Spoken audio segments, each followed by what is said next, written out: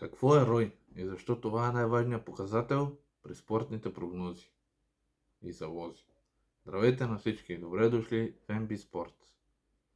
Днес ще ви обясня какво означава ROI и защо това е един от първите въпроси, които трябва да задавате на всеки човек, предлагащ спортни прогнози.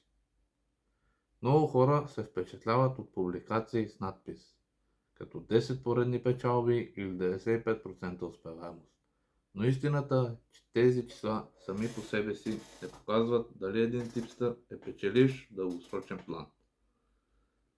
ROI означава възвръщаемост на инвестицията. Return Investment на английски, както е известно. Това показва какъв процент печалба носи дадена стратегия спрямо всички направени залози. Колкото повече залози, толкова по-добре и по-изчистена статистика на ROI. Например, ако определен период сте заложили общо 1000 лева и сте реализирали 100 лева чиста печалба, вашият ROI е 10%.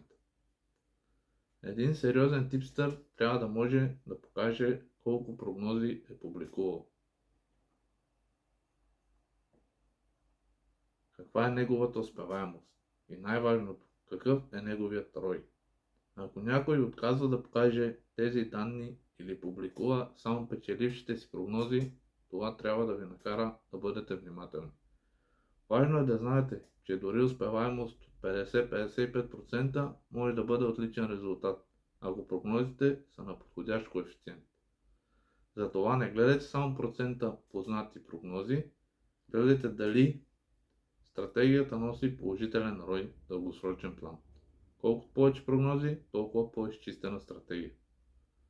И виждате дали дадената стратегия работи и дали даденият типстър е успешен. Ако има 500 прогнози, това е идеален показател. Ако се следи ROI, разбира се, защото повечето не го правят. В MB Sports вярваме, че прозрачността е най-важна.